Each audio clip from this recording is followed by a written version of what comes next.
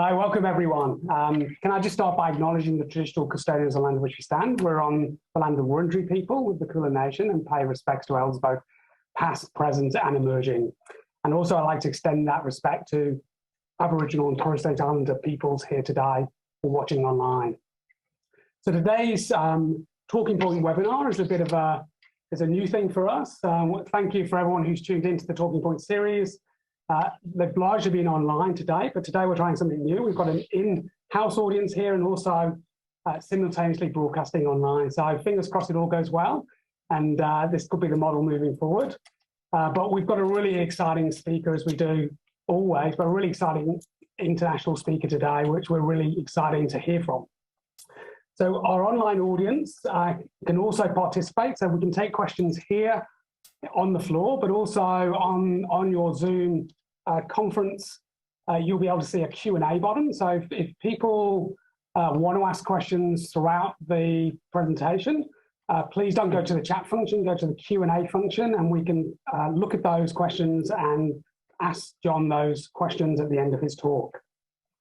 So this event is recorded and, as I say, will be available on the Turning Point website. So if you've missed any key points or if there's other people you know who wanted to come and see this presentation, please make sure and make them aware that the presentation will be available.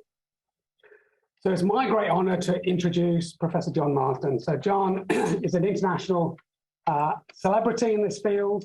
He's the editor-in-chief of Addiction, which is the preeminent journal in the addiction field. And John, comes from a very strong background in terms of improving outcomes, both in terms of trials in psychological treatments, trials around new pharmacotherapies, and I think we'll be touching on a new psychedelic trial that he's about to commence. So lots of interest in how we improve outcomes for individuals, how we best think about the treatment that we deliver and how best to get the best outcomes and work in collaboration with patients. So just a bit background on John. John is Professor of Addiction Psychology at the Institute of Psychiatry, Psychology and Neuroscience, King's College London in the UK. He's Deputy Head of the Addictions Department. He's a researcher and practitioner psychologist, board certified with the British Psychological Society and the British Association of Behavioural and Cognitive Psychotherapies.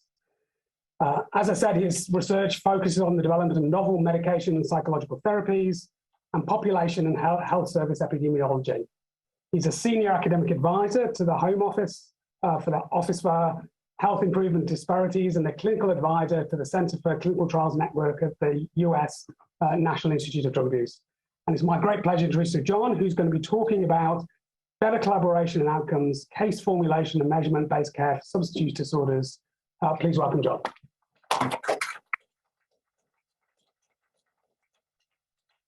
Thank you, Dan. That was an absolutely charming introduction.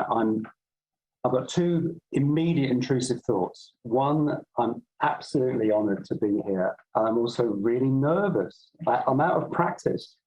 I'm not wearing Birkenstocks and I am standing up and I'm talking. So I'm very used to giving these talks, as many of you are indeed over the last several years online. So it's absolutely wonderful that so many people have enrolled online. And I'm delighted to see so many faces in the room here today. So without further ado, I'll begin this talk, but it's an absolute honor. And thank you to Dan and to Victoria and for everyone to come along and spend a little bit of time with me today. I'm really allergic to sort of proselytizing presentations where people say, look, this is how you should do it. And I think there are so many paths towards the sort of endpoints. There's journeys but no destinations is what I'm going to talk about. But I would like to I'll try, in my sense of being out of practice, I'm going to try and jump between several areas, and I'm going to tell some stories in the way I hope will weave together and try and address that goal that Dan has kindly sort of set for me here, which is to think about the tools we've got to get much better collaboration with our patients, and to think about some sort of generic, but then very, very idiographic and pluralistic approaches. So what I mean by that is like absolutely individual based assessment and formulation, as you'll hear me talk about, for our patients. Forgive me, to perhaps be a bit allergic to the slavishness that has accompanied the development of clinical therapy manuals. To be much more attuned to getting people to come on a journey and to be, involved and to be inspired by their experience of their attempts to find peace and recovery and growth through substance use disorder. I thought I might, this is where Victoria came in and kindly said, oh yeah, but couldn't you do something else as well? Okay, so I'm going to try. She said, you always talk about outcomes. So I thought, okay, well, what I'll try and do is I don't think it'll work, perhaps, but I'm going to make a case for a very idiographic, incredibly, individual approach. But I'm then going to try and make a few points about how we evaluate treatment. Because how we evaluate treatment for so long has been to channel the population mean. The NICE gateholder for medications in the UK takes an average treatment effect and makes decisions on various parameters. And that's a nomothetic approach where you're kind of averaging, not great response, brilliant response, and the medium response. And you're making decisions based on pooling data. It's what we do, it's what meta-analysis is all about. But I think there's a kind of way in which we can occupy both and we can have harmony between those two areas. But the legacy of taking a very population mean approach hasn't served us very well in some areas, particularly psychosocial interventions. So I hope that sounds okay. Dan has very kindly summarized my positions. I just want to acknowledge untied educational grant funding from Indivior for a study of injectable buprenorphine maintenance. And as was mentioned, I'm going to end up with some reflections about a new trial that we're going to be starting, we think in October, which is going to be using a very short-acting, very powerful psychedelic compound to help people with alcohol use disorder.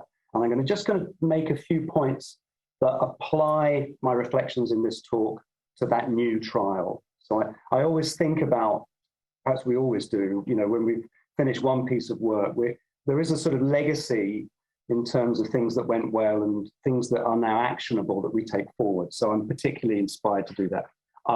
You can see some honoraria on the screen that relates to my contribution in scientific meetings. And I would like to thank Indivior for making it possible for me to come over to Australia for a series of talks. I'm very grateful for that opportunity. A whole bunch of people have been involved in the work I've done over the years that I'll summarize today, including Robert Ayler, University of Adelaide, several people, psychiatrists, clinical psychologists, colleagues from the US. And I acknowledge all of them, and they've been very instrumental in the shaping, really, of my thinking for this talk this afternoon. So I have to give you a little bit of English context just to frame what we do and what we focus on, because it's similar but a bit different here. Loads of similarities, but some headline differences, I think. A little bit of history. I'll talk about assessment. I'll then weave in, if I can do it, a little bit about evidence-based case formulation, which has got a very long history and just not used very much in my treatment system. It's probably the day-to-day bread and butter here. I ought to have found out a bit more about it perhaps, but it's not used much where I am and needs to be. I'll talk a bit about measurement-based care, a little bit about core outcome sets, and then I'll try and weave together a summary statement. So we are a minuscule island, as you know, with credible population density in a band of the country running from northwest to southeast. We've got some sheep and some sort of farms and things in the other areas where people don't live so much. But in our ability to count people with opioid use disorder, I'm going to use that OUD phrase. It's a bit dry, but dependence, OUD, DSM-5. We've got over 250,000 people with OUD in that year. You can see 16, 17. Shy under 200,000 people with cocaine use disorder. Now that's the smokable alkaloid form of cocaine crack. We've also got a population, over 1.5 million powder cocaine users, very much outside of specialist treatment. They do occasionally present to their GPs, and we've got a worrying spike of chest pain admissions in the accident and emergency setting. Just to give you a worrying idea of how needed better treatment is where I'm from, there were 11,000 people in treatment for cocaine use disorder across the European Union recently, 65% of which came from the UK. So, you know, we have a very long-standing heroin and cocaine epidemic. And we've got a specialist NHS and NGO system that I think is very similar to Victoria. All of our medication is dispensed by retail community pharmacies. Not a particularly relevant thing to say, but just to give you an idea of context. So any one of you would stand up and say the following, really, that you know, and I've heard Dan say this many times at Victoria and others, getting the right treatment to the right person lies at the heart of what we do. It's the mantra for our practice. The problem we've got is that there's such long-standing knowledge that we've got considerable heterogeneity in this population. They're not the same. They vary on huge axes and dimensions. There's varying levels of addiction severity. There's lots of coincident complexity. And more recently, we've been very, haven't we? We've been very interested in the assets and strengths people have that can help them recover. And I mean, dozens of research findings I could have mentioned, but one nugget from the development of the Addiction Severity Index many, many moons ago. And Tom McClellan and his colleagues found a typical profile of someone was frequent drug use, frequent medical, psychological, unemployment, legal, family, and social problems. But 1 in 5, those problems are quite, those coincident problems were quite mild, but for 1 in 10, they were really, really severe and acute. And from the 1990s onwards, I think our sort of field history has a number of major blocks in it that we can see evidence for, or at least the advocation of a problem service matching approach in which there were efforts to, you know, kind of link someone's presentation, you know, the problems they've got to a level of service, sometimes a different type of setting. But real kind of fledgling moves are back in that particular era. And where I think we've landed, I'm just going to dance about a little bit around history, forgive me, but where we're at, certainly in the UK, I think I'd like to believe also in the US, I'm not so certain about Australia, but is that many of our patients do not stay as long in treatment as they hope to at the outset and as we would like. When you look at retention, you've got to be very careful using that as an outcome measure, because in my culture, there is a proportion of people that stay in treatment, but they don't actually do very well in terms of some of the primary outcomes that you might monitor. They may derive benefit in certain areas, but they don't take their prescription as directed if they're receiving an opioid agonist pharmacotherapy, for example, and they might use opioids regularly as well.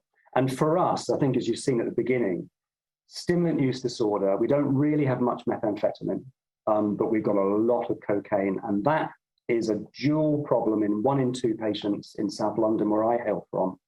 And that presentation predicts less good, aka poor engagement and early premature departure from treatment. And it's a real problem. And we don't have any medications. You guys over here are trialing several. We're trialing a couple in the autumn. The Americans have thrown an absolute mountain of dollars at a pharmacotherapy. We may get one, but we really don't have very effective psychosocial treatments. And I'm just going to say a little bit about some of the ways we're trying to address that particular patient population. So it's 50% of our inbound admissions.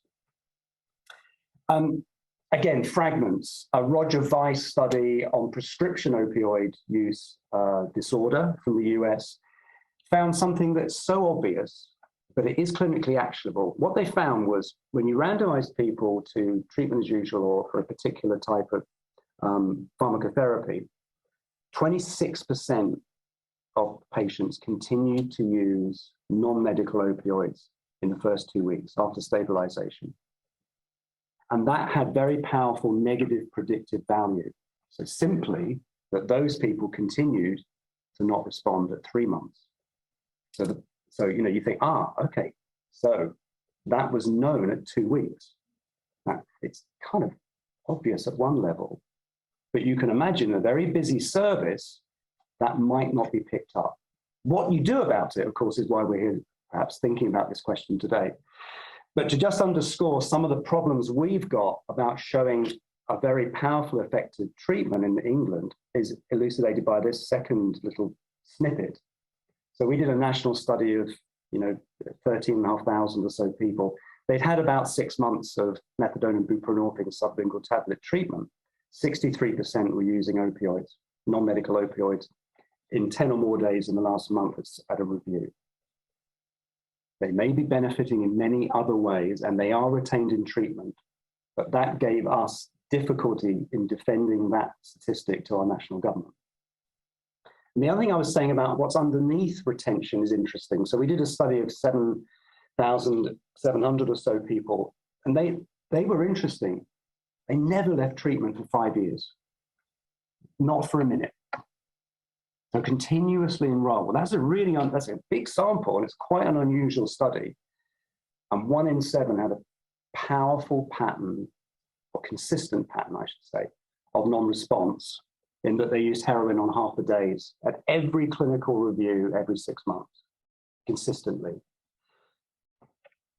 So people don't stay long enough. Just to outline that, we've got 39% of our treatment. This is everyone in treatment in England. It's one of the things that we can do quite well in England. We count we're not state bound. We can do all of England.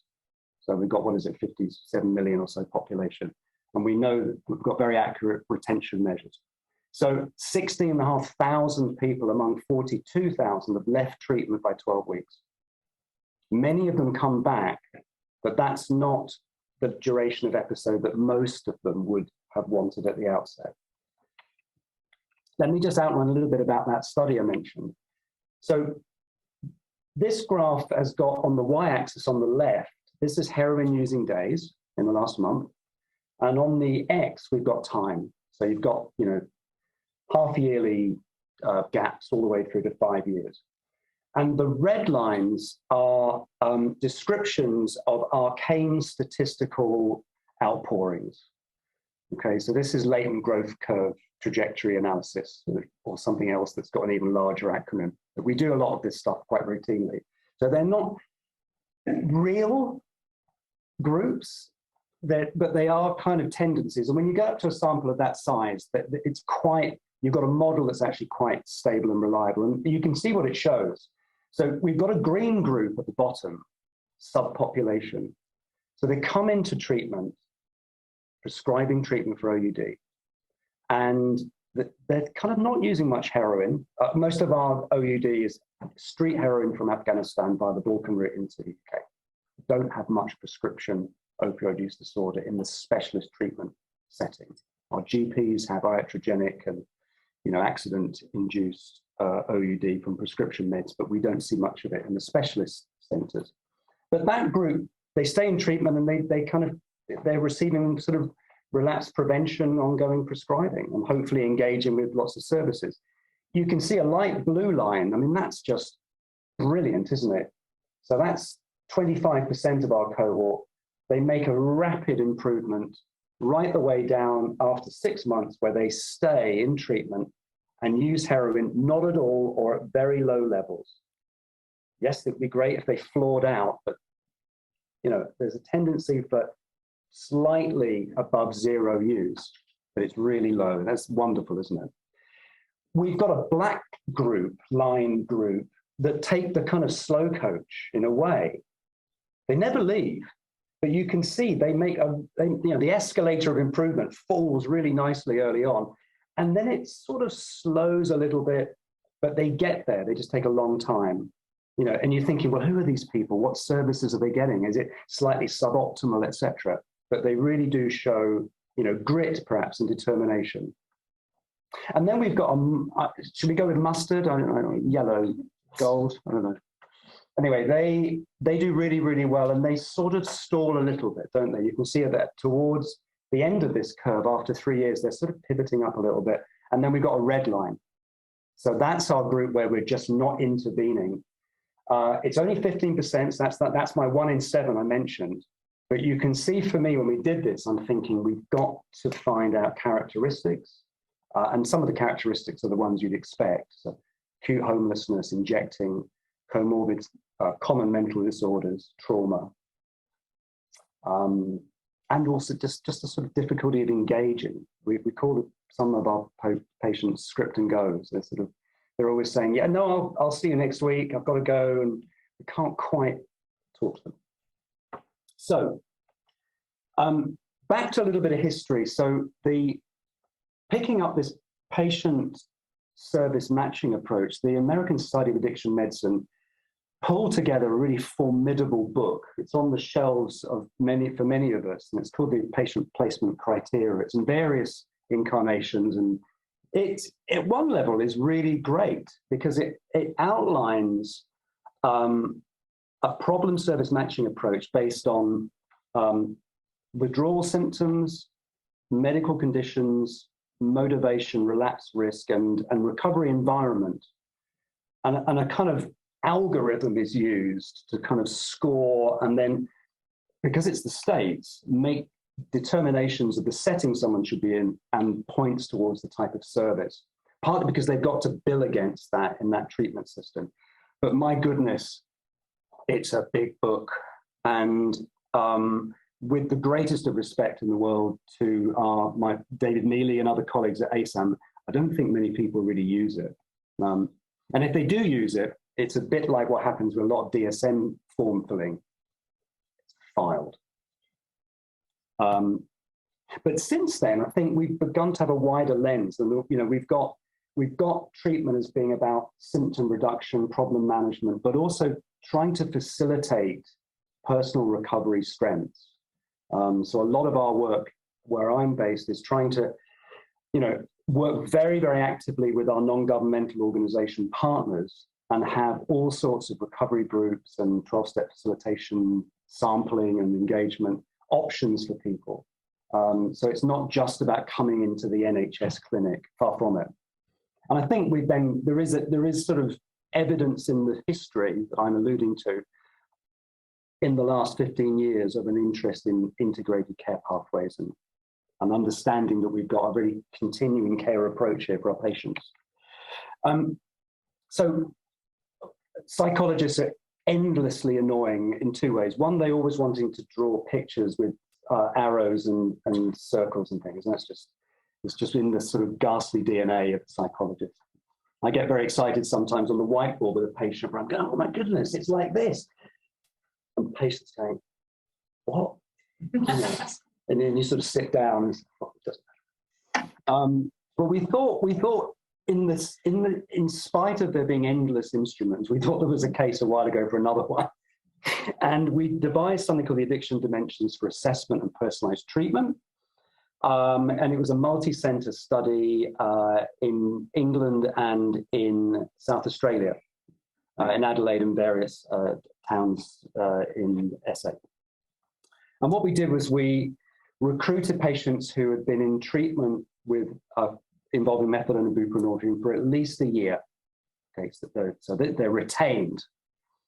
And we wanted to think about what are they like on some just obvious dimensions.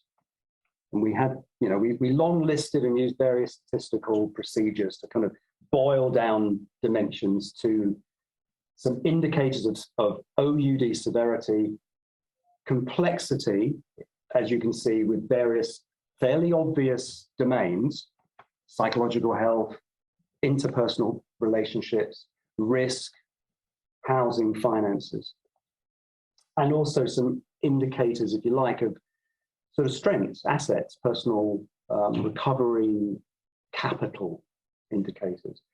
And it's interesting, isn't it, that the complexity measures They could be completely independent of OUD, or they could be causally related in that the OUD has caused the condition to occur, or it's aggravated it, or it's just completely independent. It sort of doesn't matter, it seems to me, as long, although instrumentally there may be ways in which calming severity leads to all sorts of wonderful things elsewhere. But sometimes there may be a need for a completely, separate but dual approach. So we were just thinking about coming up with a measure that, in some ways, in fairness, the severity and complexity is not very novel, but back then adding in this strengths approach was slightly novel. And what was interesting was that we were able to identify, I was interested to hark back to the McClellan finding. So we had a latent class of people in our study that had sort of moderate severity, complexity, and strengths. And then we had a group who had low severity, low complexity, and high strengths. Great. Okay, they're retained in treatment and they're benefiting and thriving. And then we had a group who are, I suppose I colored them red, and they're a bit like our red line that we saw a minute ago. High severity, high complexity, low strengths, high target group. And we were able to identify some characteristics that could perhaps inform assessment and so forth. So that's been used. The DASA organization in South Australia was using the ADAPT. We use it in all of our assessment and our clinical case meetings. So the reason we use it is that we can use it as a shorthand for communication. So I might say, okay, I've got someone, we score each of those 3 dimensions, I should say. There's no overall score. That would mask the sorts of details that I'm mentioning. So we use it as a shorthand. We found it very helpful. Remember, I didn't quite outline this correctly. We fill it in. It's not patient completed. And underneath it is a whole pile of forms. So we use the MOCA, the Montreal Cognitive Assessment, for example. That's the Donald Trump one-pager. And that informs our neuropsych indicator. And we've got emotion regulation scales and endless questionnaires. So I wanted to just come back and say a little bit now, jumping around, to make a reference point about how things are not done very well in the way we think about interventions at a national gatekeeping level for funding. So the National Institute for Clinical Excellence, we changed the name a while ago, I think that's something like it. They've got a clinical guideline 51 for psychosocial services and drug misuse. And to my intense irritation, stated that CBT should not be offered routinely for people presenting for treatment for cannabis or stimulant misuse, or those receiving opioid maintenance treatment. Funnily enough, they're right in a way, but that's been misinterpreted, it seems to me, as never offer it. And what I mean by this is in the word routinely. So, and Victoria could summon far better data than I could on this particular linkage with neurocognitive functioning. But if we think of one of the variables I mentioned for the ADAPT, psychosocial, psychological functioning, then this is just a nice little study from drug and alcohol dependence, good number of moons ago, by Ranovich and colleagues. And what they found was that people who completed or dropped out of treatment could be distinguished by their neuropsychological functioning. Okay, so completers had much greater global cognitive functioning. And those that dropped out early had much lower, and there's a reasonably big effect size. Again, I'm not firing at anything particularly unusual here, but you can see, it seems to me, that you might have a model in which you could attend someone with cocaine dependence, have a reasonably brief neurocog assessment. If they're impaired, what we would do is we would encourage them to take part in one of our contingency management offers. We have 3. So there's abstinence sampling, recovery activities, and attendance to the clinic. You can choose one of those and you get reinforced for doing it. Okay? very low level, no pressure there at all. Retest, say using the follow-up version of the mocker, if the person's making good progress, then CBT. Otherwise, no problems, CBT straight away. So that's not offering it routinely. That's offering it with matching targeting. And that's how we get around our local commissioners saying, well, hold on, NICE is not saying you should have any psychologists. So we've had to really dig in and fight, but that's the way to do it. It's also a very ongoing, very flexible approach. And also if someone says, no, I'd like to try, we would still offer CBT and see how they get on. So there's no wrong door. Everything is a behavioral experiment. How do you get on with that intervention? I didn't really like it. Okay, we've got another one. Do you want to try this one? That's how you do it. So measurement-based care for a minute, just trying to come back. I hope I'm making a theme about brevity as well. We are allergic to the instrument burden for patients and providers and researchers. Everything I've done in my career has been to suck the life out of long instruments into, the adapt takes a minute to fill it. So what has been interesting is that if Dan is treating someone with major depressive disorder, he may pay for the Beck depression inventory, or he may use the PHQ-9, for example, which is what he does. But he may be likely to use the PHQ-9 to monitor someone's symptom burden over time. And the PHQ-9 has kind of emerged as the gold standard for measurement-based care for major depressive disorder. I mean, there are some different, some people use the Hamilton and the Beck, but PHQ-9 generally. And actionable decisions in consultation with a patient are made about medications using the PHQ-9 over time, and also other things that might help the person engage with cognitive therapy if they're still ruminating, etc. And I was thinking about this and sort of being a bit sort of chippy and thinking, why haven't we got a PHQ-9 for OUD? And I thought, hold on a minute, got the DSM. And I thought, oh yeah, DSM, that's the thing that people file. In my country, we fill it in because we kind of feel connected to the international scientific community. We don't need to. We don't need to show, can you believe this? We don't need to show someone has DSM-5 OUD. The NHS doesn't expect us to bill based on that. Really odd, isn't it? Whereas in the States, they do need to do that. I'm not sure what happens here. But there's a real value in thinking about this, because it takes us back into thinking about what we're measuring and what we should be doing based on that, rather than filing. So MBC, measurement-based care, evidence-based practice. So you can look up trials that have randomized people with depression to MBC or standard care, and they get the people randomized to MBC get better outcomes. So what is it?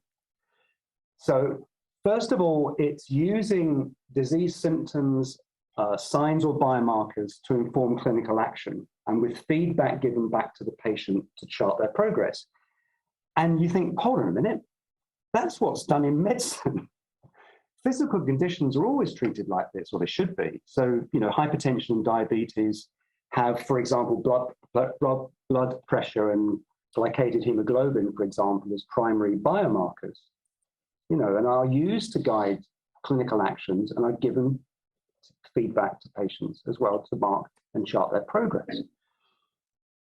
And so mental health, many clinical decisions are guided by the presence and severity of patient-reported symptoms. But we don't do it very systematically, it seems to me. So PHQ-9 I mentioned takes 3 minutes to fill in, less than that. And it involves the switching of medications, and it guides their response, the patient's response to psychological therapy. So we thought, in a kind of debate space, myself and some colleagues from Australia and also the US, that we could really, discover some old wine with OUD and basically say you shouldn't file it. And that actually it contains a wealth of extensible questioning along the axis of 11 dimensions or symptoms into a formulation approach for treatment. I need not mention anything more about OUD to this esteemed audience. But we've got 11 symptoms, 6 address behavioral and cognitive aspects, and the other 5 are sort of harms and consequences. Okay, and it's quite useful, isn't it? At least I think so. We can capture severity in terms of sort of 3 blocks. We've got criteria for remission. When we do remission, we ignore the craving item, and we also modify if someone's in treatment with OUD, for example, and adhering well. So there's lots of information there. You know, we can communicate that. Our key audiences are impressed with that. Our patients want to see their progress on it. But it seems to me that within it, and this is a bit busy, you'll forgive me, there's lots of extensible questioning that can absolutely populate a case formulation approach, which I'm going to go on and say a bit more about. The best of us in the field always did this anyway. Somehow either they had the legacy of having to go through some of the formidable structured assessments, and not even the mini, like full skid and other things, and would always probe further when someone is saying, yes, I would say, yes, I have had unsuccessful attempts to cut down or quit. The therapeutically nosy is then saying, well, can we look at some situations where you tried and it didn't quite work? Well, how did you get on? What did you think before, during, and afterwards? You're building up a formulation approach. So all we're saying is that DSM-OUD could be a gold standard for measurement-based care, because each of the items here are actionable. Okay. Beginning to drift into the last few remarks, and thank you so much for this opportunity. So just a couple of thoughts about evidence-based case formulation. It's really long-standing in psychotherapy, but it isn't so embedded in addiction clinical practice, in my experience, and I think could and should be. It kind of conflicts with manuals in the way that it's intensely idiographic, but it's also, it attempts to be, at its best, evidence-based. It's allergic to just a chat. It's always wanting to bring a change method so that someone is trying to do something that will help them improve, and evaluating it and bringing that homework experience back in. So it's based on a testable hypothesis of why this disorder is not going away. And that's usually a vicious maintenance cycle. You could imagine one for depression, kind of rumination, self-attacking thoughts, maladaptive coping behaviors, round and round, that awful burden of depression. So I do one for addiction, which is based very similarly on space settings and thoughts, beliefs, behaviors, negative self-evaluations, etc. What's great about it is that it's completely open to review. So if it's not working, you redo it. So, a psychotherapist can never be stuck because she or he always asks another question. Beck teaches us that that's what you do, and it's right, So it's very adaptive, very flexible. It has no quarrel with the brain disease model of addiction. For example, if a patient's interested in pathways, I can be interested in pathways, but it's very individual. So problem lists are developed, and sometimes they're a bit hierarchical. They're not just a list of problems that the person has, they might interrelate. I drew this on arrival and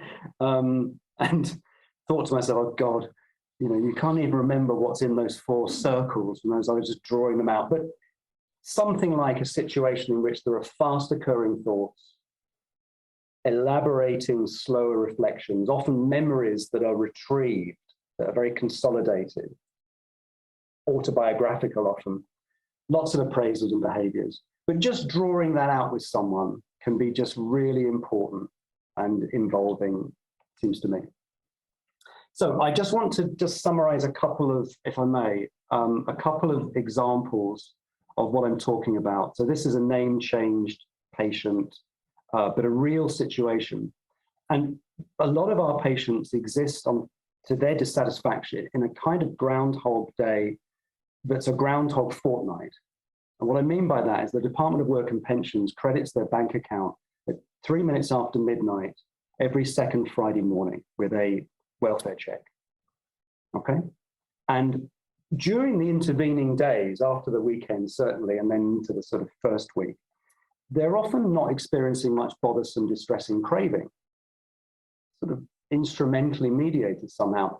But my goodness, Thursday night, right? So Ruth was saying in her problem list, look, I've just got to stop smoking crack every 2 weeks. It's killing me. I hate it. I like the effects of one pipe for 10 minutes and then I hate it. And I'm spending all the money that I don't have, etc. So we did a lot of formulation drawing together about what happened. So for example, at 9:30 on every second Thursday, she is very often in the kitchen. So remember, she's telling me about what happened last time, but it's like a kind of hall of mirrors. There's a sort of slipstream of memories where she's just dressed differently, but in the same place 2 weeks earlier. That's like a trauma memory, really consolidated trauma memory.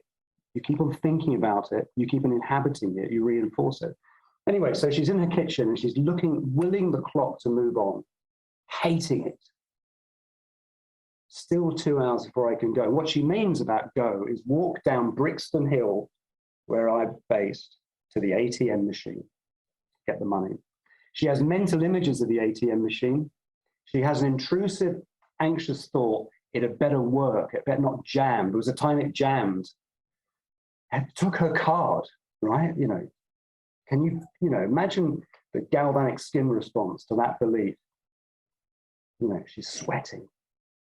She sees herself from an observer perspective, not a fielder perspective, a third-person observer perspective, taking the money out and speed dialing the dealer. Need for crack, want for crack, 80%. 10:30, this is really nasty now, but she brings out a coping behavior. So she's going to put the kettle on for a cup of tea. And she sits, as she said, John, I sat and I looked at the cupboard, which was closed, as if I had X-ray goggles on, and I could see the crack pipe at the back of the cupboard. And she said out loud, she's from the Northeast, leave us alone.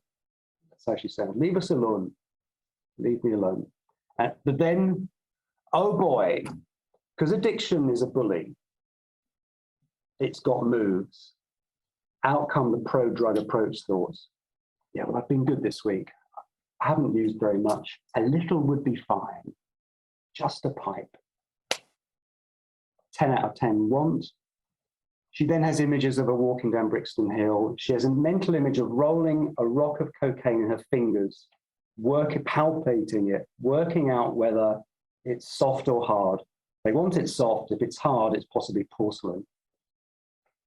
She sees a plume of cocaine smoke in her mind's eye and she can taste it. There's no way she's not going to go down Brixton Hill. That is unstoppable. We flash forward to 4:30 in the morning. She's bought 6 rocks, 120 pounds. What a joke, she says. She then says, listen to this one, I should have bought from Mark. He's always selling better gear. You can see how we might be testing that belief out in therapy. She has a mental image of her niece's birthday with her niece with no present. Okay.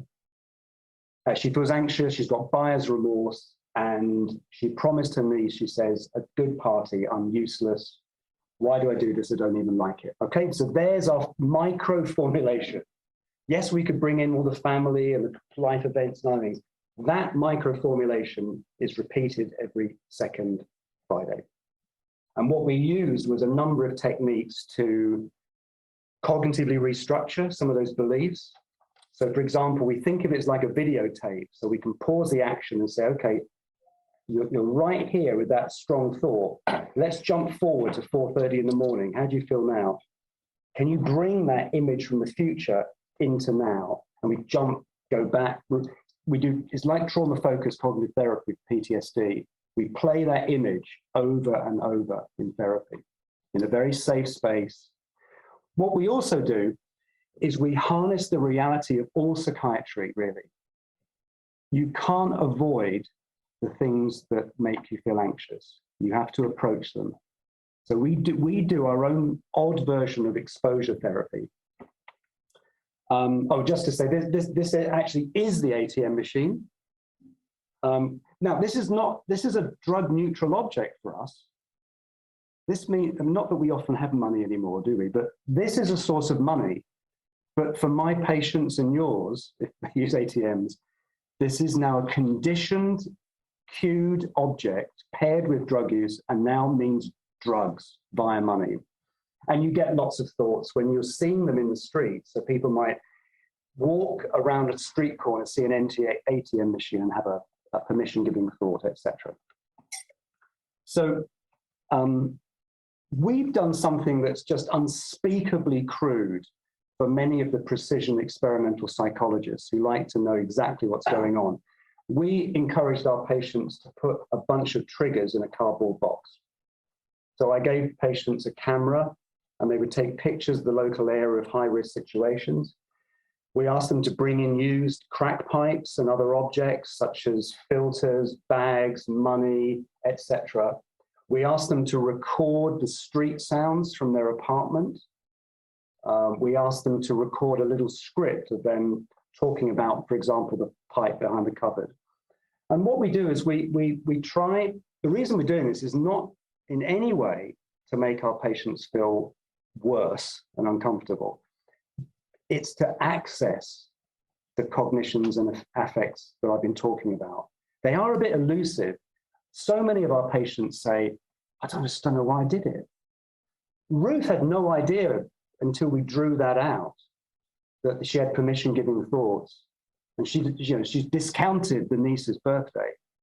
So it's about inducing, in a way, taking a sort of fast road to getting people feeling at the right level of arousal. You know, if you're doing psychological therapy, you've got to get the emotional temperature right where you need it to be. Otherwise, you're just talking. So we harness some of the theories of PTSD treatment, which is that consolidated memories are available for modification if we relive them as if they're happening now. Okay, we're just talking about them. They're kind of there. They're like a Word document in a file where we haven't retrieved it and edited it. It's just sitting there, read only, if you like. But a consolidated memory that's retrieved becomes labile. It's in active memory. We think, and therefore we can update it. We can test the evidence for a strong belief. We can play out a scene differently. So I could play out the scene with Ruth where she gets her coat, but also the lead and the dog walks down Brixton Hill to the park and comes back, and then wakes up the next day feeling great because she can go to the shops to buy her niece something. It's not difficult. It does take a bit of time. So the idea of using exposure to update. We did a little trial. It's in this journal if you want to have a look at it, where we randomized people to assessment and exposure versus that plus cognitive therapy. More like a demonstration than anything, but we got a very attractive response on the primary outcome measure of abstinence for cocaine. So thank you ever so much. I don't think I really nailed it. I think I danced about a bit, but I hope that was interesting. And I just wanted to share some of the sort of thoughts about where we are currently and the way we're thinking about treatment. But thank you ever so much.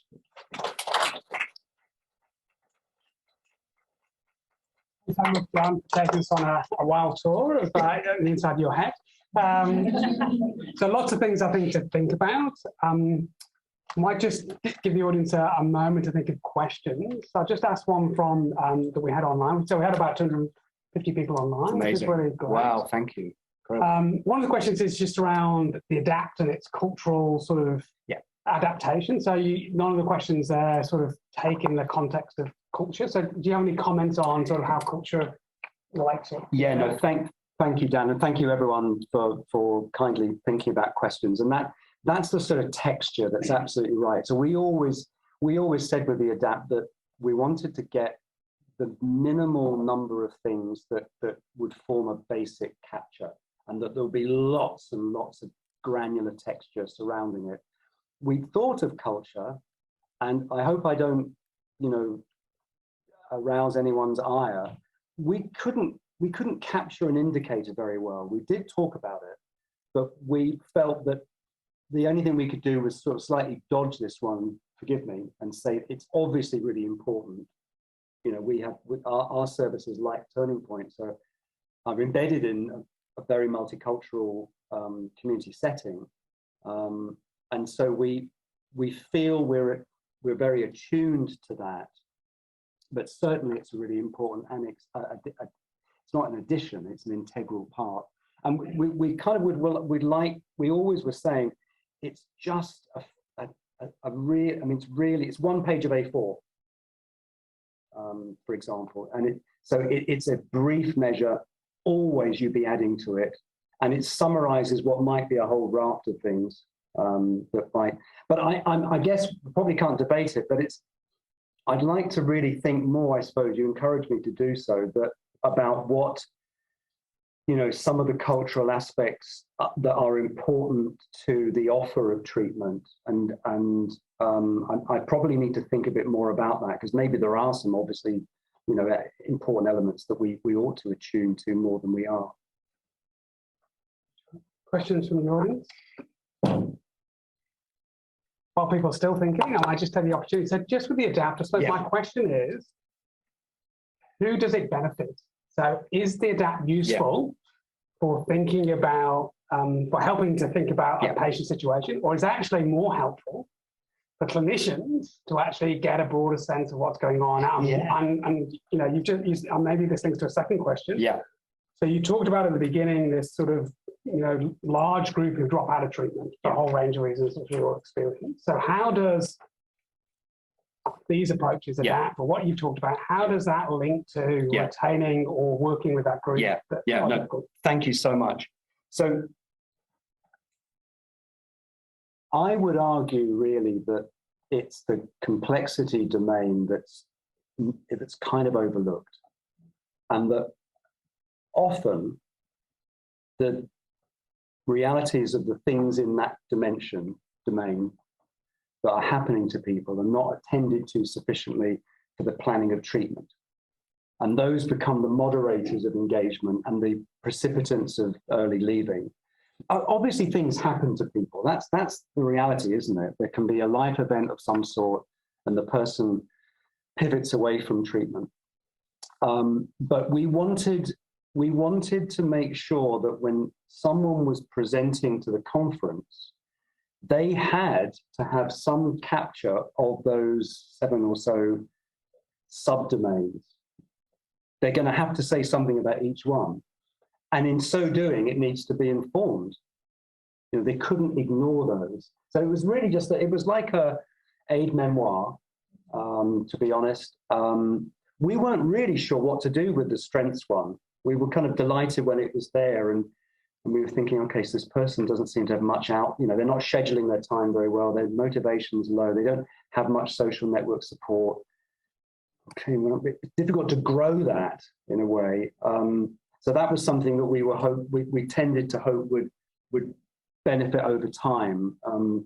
But we certainly would note if someone had, in the way we used it, the way we use it now, if someone has a very supporting family or partner, then we definitely try to encourage that person to be weaved in. And what we do is do you remember I talked about manuals? So in the top 3 hit parade of interventions, like you look up NIDA or anywhere else, you get contingency management, behavioral couple therapy, or couples therapy, and other ones.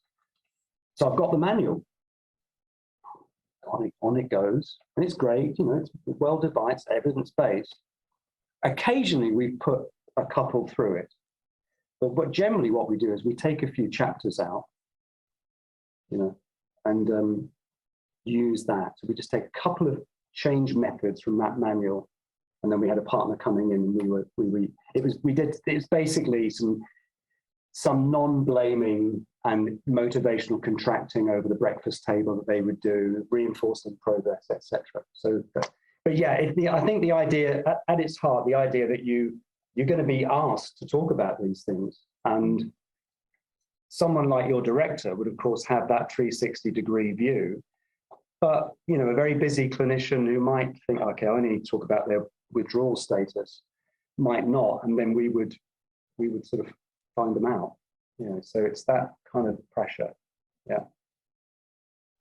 Other questions? Just while people are thinking. Sorry, just before Vic, I just want one online. So we've just got a question online about, you showed a graph around 5 different subgroups. 5 different subgroups around opioid use disorder and different trajectories. Yes. So one of the questions online was around, can you just talk briefly about some of the characteristics of any predictors of who ends up in which group? Yeah. Thank you. And here lies the sort of underbelly of this. So what we've got probably one of the best outcome monitoring databases in the world in our field. So only less than 1% of our entire patient population refuse. So almost all allow us to use their data for outcome monitoring.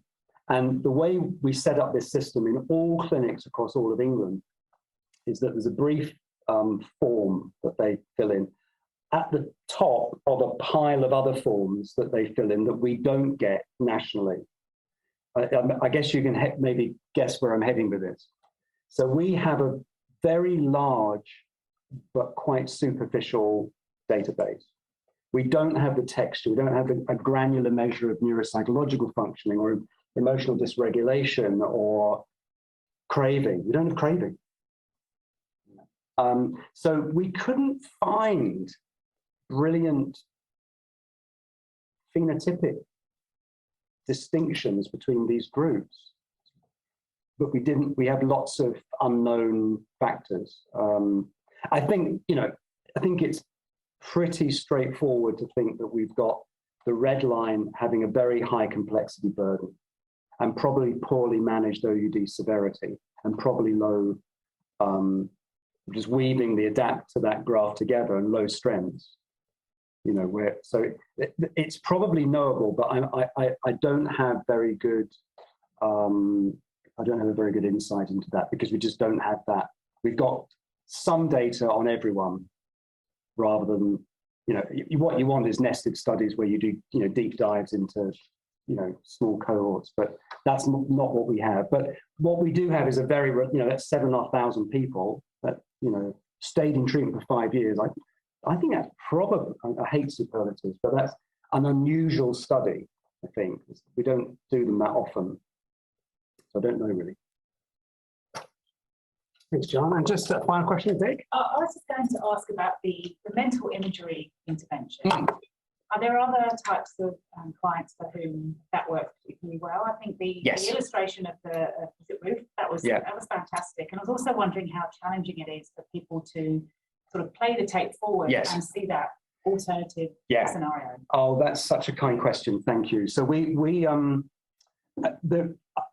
there is a small proportion of people in general population that appear not to generate mental images, and they're really marginal.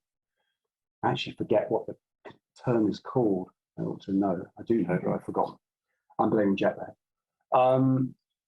So there's also been some studies, and I don't like them, and the studies are basically saying, people with OUD can't generate mental imagery.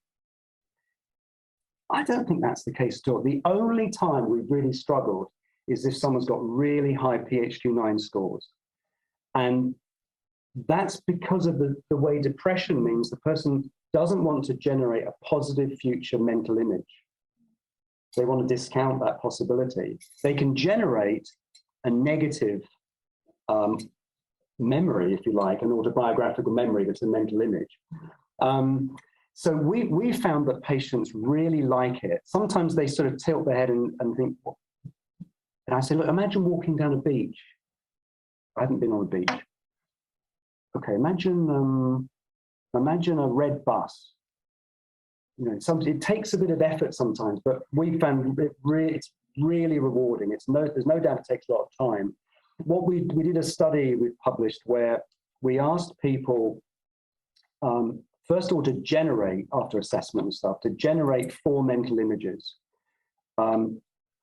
A negative image of the worst time that they've been since they started using heroin, some sort of awful like an overdose or some sort of thing. A best mental image before they started using opioids or until it got worse. So those are both memories. Right? Those are, you know, they might be distorted or they might be like high definition accurate. And then 2 future images, one a feared catastrophe and one usually a recovery image.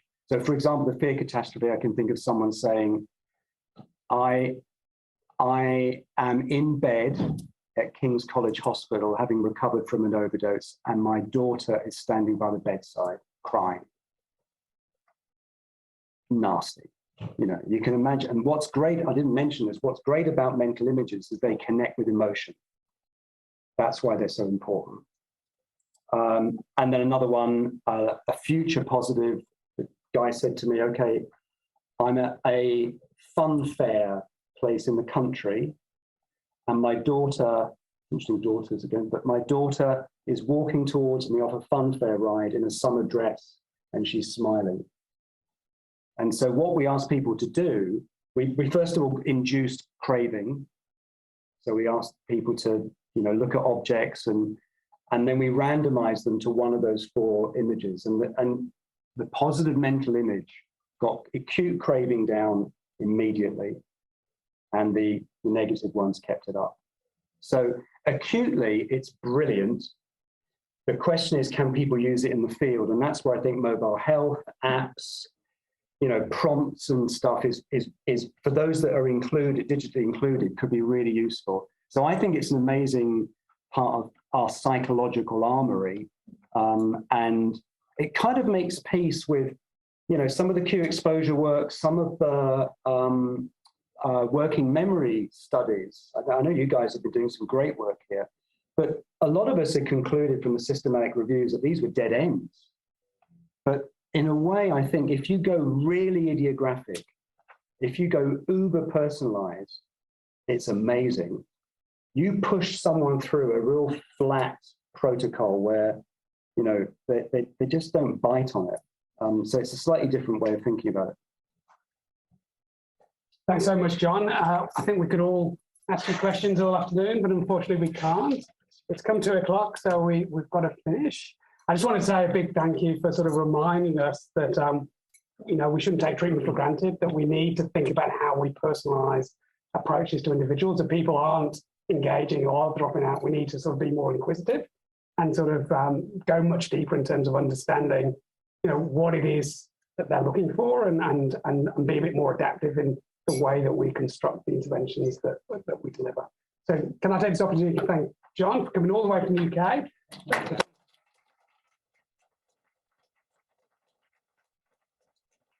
I'd also like to thank Indivior for supporting John today. So thank you all.